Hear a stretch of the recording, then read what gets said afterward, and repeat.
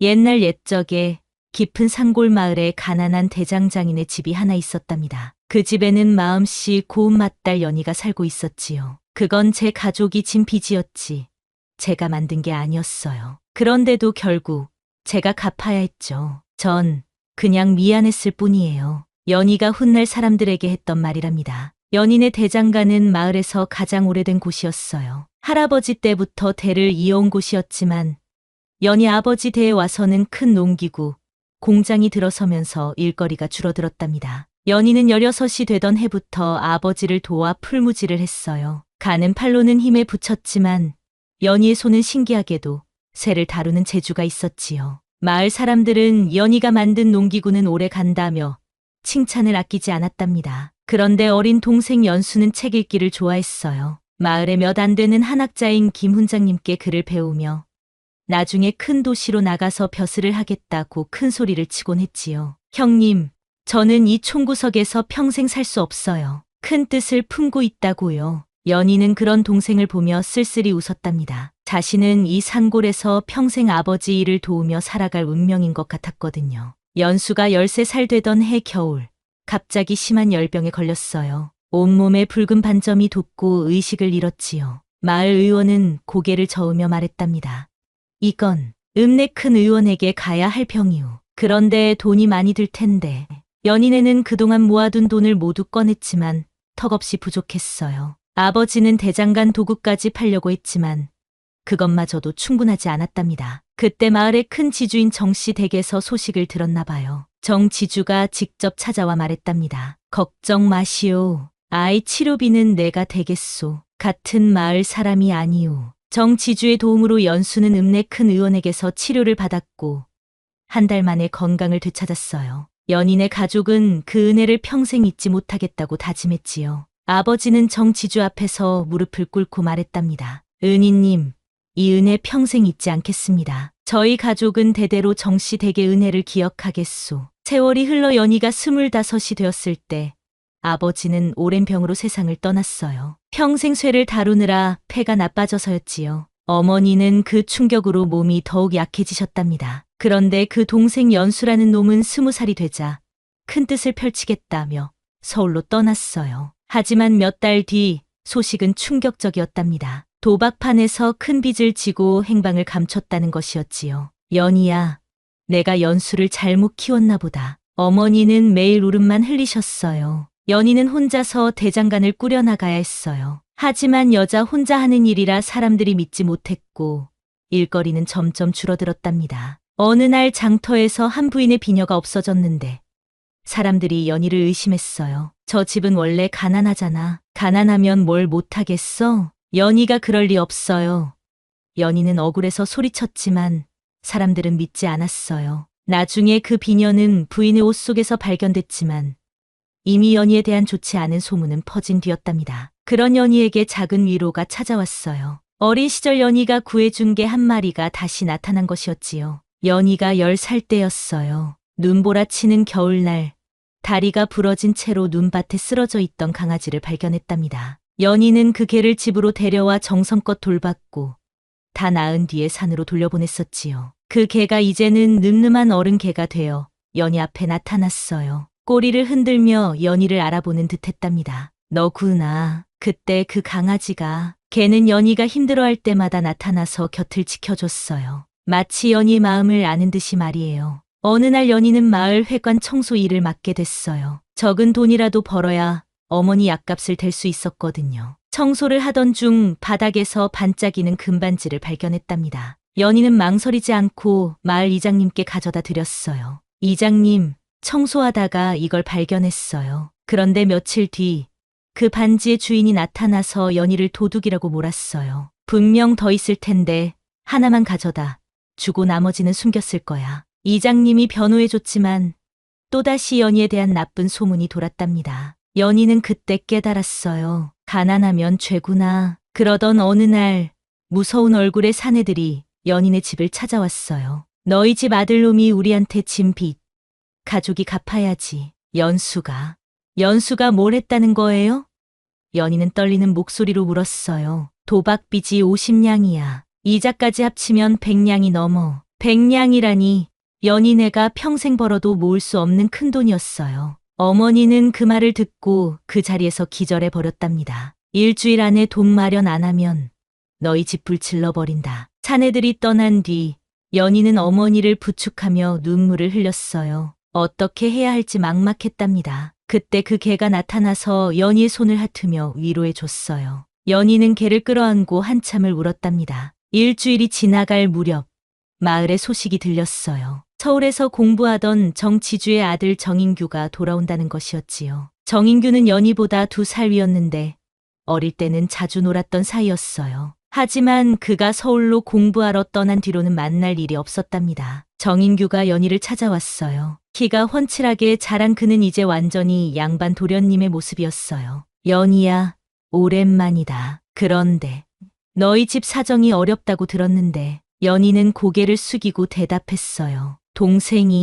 동생이 빚을 져서 그 빚 갚을 수 있겠느냐?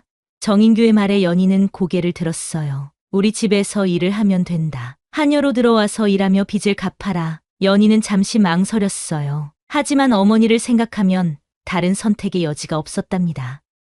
알겠습니다. 정시댁은 마을에서 가장 큰 기와집이었어요. 대문부터가 연희네 집 2채는 될 것 같았지요. 연희가 처음 저택에 발을 들여놓았을 때 다른 하녀들이 수군거렸어요. 저 애가 대장간 딸이라던데 빚 때문에 들어온 거라더군. 즉 뭔가 꿍꿍이가 있을 거야. 저택의 살림을 맡은 한씨 부인은 연희를 아래 위로 훑어보며 말했어요. 내가 연희구나. 일 잘하기나 하겠지? 열심히 하겠습니다. 하지만 한씨 부인의 눈빛에는 경계심이 가득했답니다. 연희에게 주어진 일은 정말 힘든 것들 뿐이었어요. 새벽 일찍 일어나서 마당 쓸기, 무거운 빨래 날르기, 깊은 우물에서 물 길어오기까지. 다른 하녀들은 연희를 따돌렸어요. 특히 저택에서 가장 오래 일한 김마님은 연희를 못살게 굴었지요. 야, 대장간. 그 집에는 마음씨 고운 맏딸 연희가 살고 있었지요. 소 닦기는 잘하겠네? 밥 짓기도 제대로 못하면서 뭘 하러 왔어? 연희는 묵묵히 참았어요. 어머니를 생각하면 견딜 수 있었답니다. 어느 날 우물가에서 물을 길다가 연희가 실수로 옷을 적셨어요. 그런데 마침 남자 하인인 동칠이가 지나가다가 도와주었답니다. 괜찮으냐? 옷이 많이 젖었네. 고맙습니다. 하지만 이 모습을 본 다른 하녀들이 소문을 퍼뜨렸어요. 연희가 동칠이와 수상하더라. 저 나이에 시집도 못 간 게 뭔 꿍꿍이가 있나? 한씨 부인까지 이 소문을 듣고 연희를 불러다가 꾸짖었답니다. 내가 여기 무엇하러 왔는지 알아?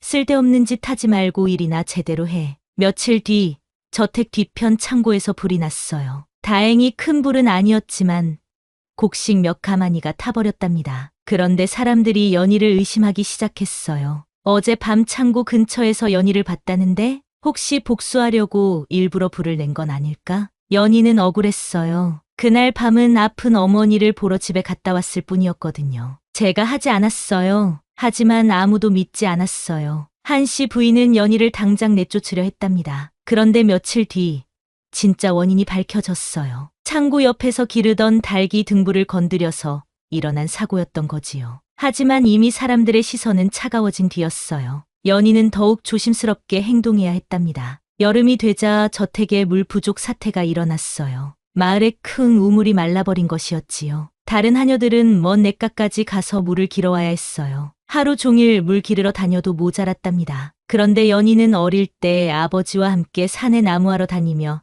알게 된 숨겨진 약수터가 있다는 걸 떠올렸어요. 혹시 연희는 새벽에 몰래 나가서 그 약수터를 찾아갔어요. 다행히 물이 콸콸 솟아나고 있었답니다. 연희는 큰 항아리에 물을 길어와서 부엌에 놓아뒀어요. 요리하던 하녀가 그 물을 맛보고 깜짝 놀랐답니다. 이게 어디서 난 물이야?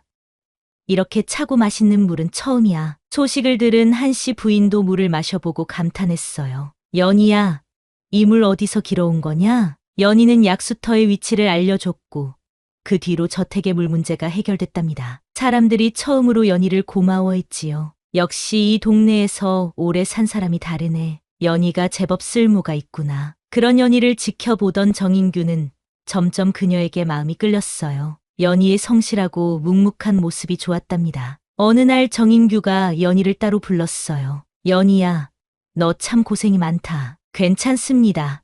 도련님, 나와 결혼하면 어떨까? 연희는 깜짝 놀라며 고개를 저었어요. 도련님, 그런 말씀 마세요. 왜 안 되는데?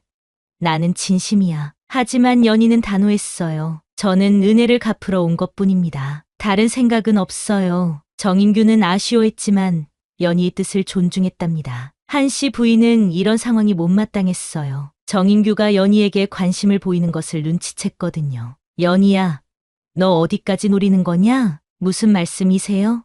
은혜를 갚겠다는 건 명분일 뿐이고 우리 도련님을 노리는 거 아니냐? 연희는 억울했지만 변명하지 않았어요. 어차피 말해도 믿지 않을 것 같았거든요. 한씨 부인은 연희를 더욱 혹독하게 부렸어요. 새벽부터 밤늦게까지 쉴 틈 없이 일을 시켰답니다. 그러던 어느 날 정인규가 돌아가신 아버지의 서재를 정리하다가 낡은 상자 하나를 발견했어요. 그 안에는 아버지의 유서와 함께 오래된 편지들이 들어 있었답니다. 정인규가 그 편지들을 읽어보니 놀라운 내용이었어요. 연희 아버지께서 아버지를 구해주셨다고? 편지에는 이런 내용이 적혀 있었어요. 20년 전 정지주가 산에서 길을 잃고 곰을 만났을 때 연희의 아버지가 나타나서 목숨을 구해줬다는 것이었지요. 그 뒤로 정지주는 늘 연인의 가족에게 고마워했고 연수의 병을 고쳐준 것도 그 은혜를 갚기 위함이었다는 것이었답니다.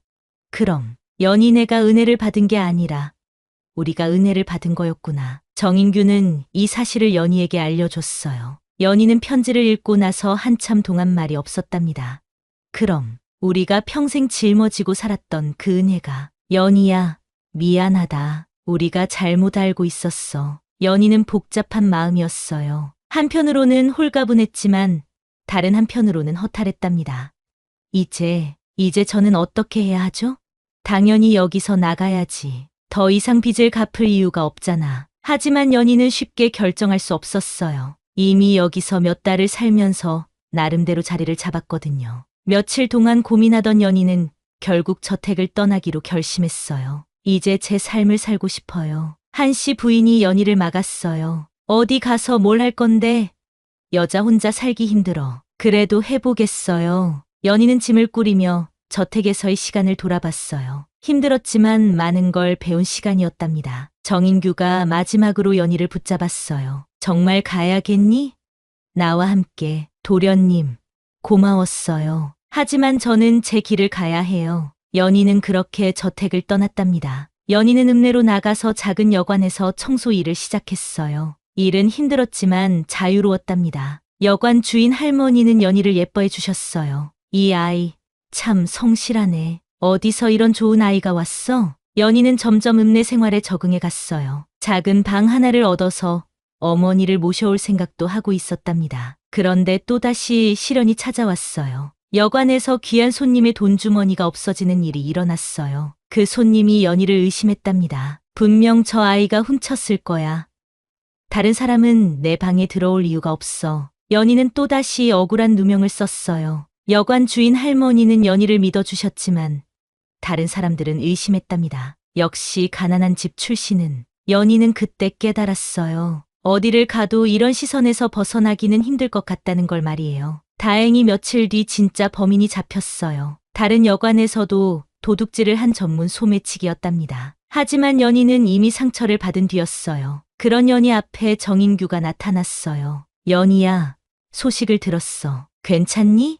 도련님이 왜 여기까지? 너 때문에 왔어. 나와 함께 가자. 하지만 연희는 여전히 거절했어요. 고맙지만 됐어요. 이제 제 삶을 살고 싶어요. 정인규는 아쉬워했지만 연희의 의지가 단단하다는 걸 알았답니다. 며칠 뒤 뜻밖의 한씨 부인이 찾아왔어요. 그녀는 연희 앞에 무릎을 꿇고 사과했답니다. 연희야, 미안하다. 은혜라는 말로 누굴 망가뜨렸는지 몰랐어. 부인님, 내가 옳았어.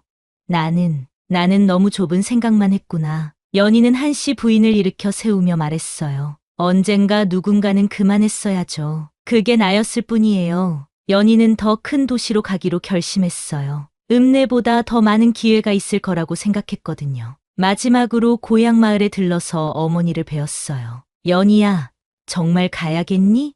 네, 어머니. 제 길을 찾아보겠어요. 그래, 우리 딸이 이제 다 컸구나. 어머니는 연희를 안아주며 축복해 주셨답니다. 그 개도 마지막 인사를 하러 왔어요. 꼬리를 흔들며 연희를 배웅해 주었답니다. 도시에 도착한 연희는 작은 국수 장사를 시작했어요. 처음에는 길거리에서 짐을 지고 다니며 팔았답니다. 국수 사세요. 맛있는 국수. 연희가 만든 국수는 정말 맛있었어요. 비결은 정성이었답니다. 하나하나 정성을 다해 만들었거든요. 손님들이 점점 늘어났고 드디어 작은 가게를 차릴 수 있게 됐어요. 가게 이름은 가품당이라고 지었답니다. 왜 가품당이에요?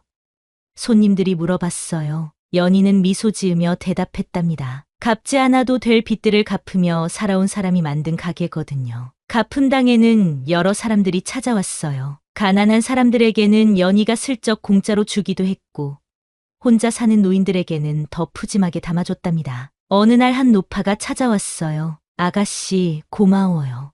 무슨 고마운 일을요? 당신이 예전에 밥 준 내 손녀. 지금 잘 커서 여기 살아요. 연희는 그제야 기억났어요. 몇 달 전 굶고 있는 어린 소녀에게 국수 한 그릇을 주었던 일을 말이에요. 그때 그 아이가, 네, 맞아요. 그 아이가 집에 가서 오늘 천사를 만났다고 하더라고요. 연희는 뿌듯했어요. 자신의 작은 친절이 누군가에게는 큰 도움이 됐다는 걸 알았거든요. 그런 일들이 하나둘씩 쌓여가면서 가품당은 단순한 국수집이 아니라 따뜻한 마음이 오가는 곳이 됐답니다. 어느 날 가품당에 낯선 사내가 찾아왔어요. 초라한 행색에 수척한 얼굴을 한 그 사람을 보자마자 연희는 깜짝 놀랐답니다. 연수야? 누나. 몇 년 만에 만난 동생은 완전히 다른 사람이 되어 있었어요. 도박과 술로 인해 몰골이 말이 아니었답니다. 누나, 미안해. 정말 미안해. 연수는 연희 앞에 무릎을 꿇고 울었어요. 내가 얼마나 큰 죄를 지었는지 이제야 알겠어. 연희는 복잡한 마음이었어요. 화가 나기도 했지만 동생이 불쌍하기도 했답니다. 일어나. 일단 밥부터 먹어. 연희는 동생에게 따뜻한 국수를 끓여줬어요. 연수는 눈물을 흘리며 먹었답니다. 누나, 나 이제 정말 다시 살고 싶어. 일도 배우고 싶고, 그럼 여기서 일을 도와. 연희는 동생에게 기회를 줬어요. 연수는 처음에는 서툴렀지만 점차 성실하게 일하기 시작했답니다. 연희는 가게 벽에 자신이 직접 쓴 글귀를 걸어두었어요. 갚지 않아도 될 빚이었다. 하지만 갚으려 한 건 내 마음이었다. 손님들이 그 글귀를 보고 물어봤어요. 무슨 뜻이에요? 연희는 자신의 이야기를 들려줬답니다. 처음에는 억지로 갚아야 하는 빚이라고 생각했지만 나중에는 자신이 선택한 길이었다는 것을요. 세상에는 갚지 않아도 될 빚들이 참 많아요. 하지만 그걸 갚으려고 하는 마음, 그게 중요한 것 같아요. 사람들은 연희의 말에 깊이 공감했답니다. 연희가 도시에서 자리를 잡자 어머니를 모셔왔어요. 어머니는 연희가 차린 가게를 보시고 감격하셨답니다. 우리 딸이 이렇게 씩씩하게 컸구나. 어머니 덕분이에요.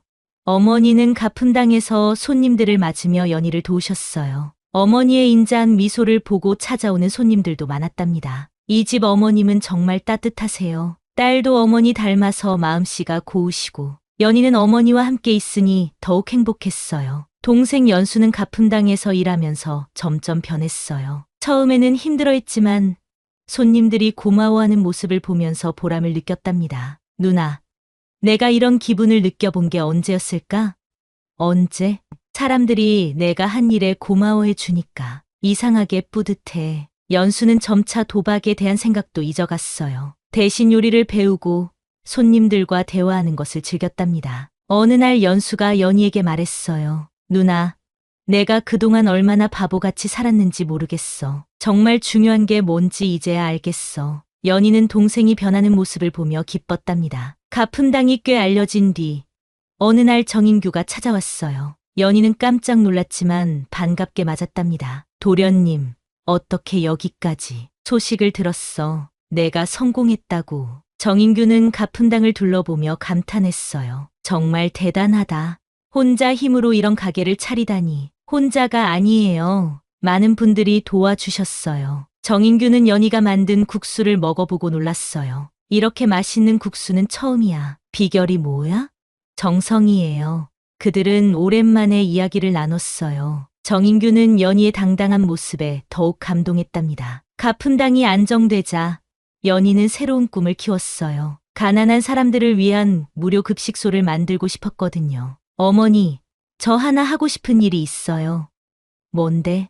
어려운 사람들에게 공짜로 밥을 주는 곳을 만들고 싶어요. 어머니는 연희의 마음을 이해하셨어요. 좋은 생각이다. 우리도 어려웠을 때 도움을 받았으니까. 연희는 가품당 옆에 작은 공간을 마련해서 일주일에 2번씩 무료 급식을 시작했어요. 많은 사람들이 도와줘서 가능한 일이었답니다. 어느 날 고향 마을 사람들이 가품당을 찾아왔어요. 연희의 성공 소식을 듣고 구경하러 온 것이었지요. 연희가 정말 이런 가게를 차렸다니 대단하다. 정말 대단해. 그 중에는 예전에 연희를 의심했던 사람들도 있었어요. 그들은 미안한 마음으로 연희에게 사과했답니다. 연희야, 미안하다. 그때 우리가 너를 오해했어. 연희는 웃으며 대답했어요. 괜찮아요.